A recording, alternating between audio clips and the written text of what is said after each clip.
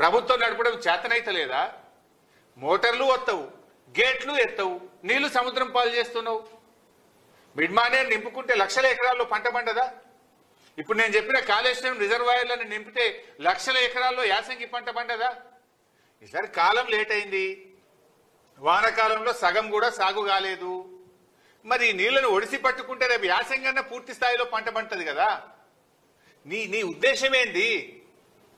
ఎందుకు ప్రాజెక్టులు పడావు పెట్టి నీళ్లను సముద్రం పాలు చేస్తున్నావు? What is wrong with you?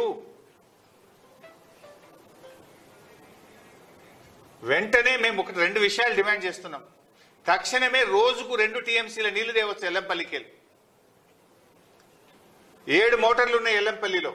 7 మోటార్లు నడిపితే 22,000 క్యూసెక్కుల నీళ్లు మిడ్మానేర్కి వస్తాయి. ఎందుకు 3 మోటార్లే నడుపుతున్నావు? ఎందుకు 3 నడుపుతున్నావు? ఎందుకు నీళ్లను సముద్రం పాలు చేస్తున్నావు? తక్షణమే 7 మోటార్లు వత్తాలే.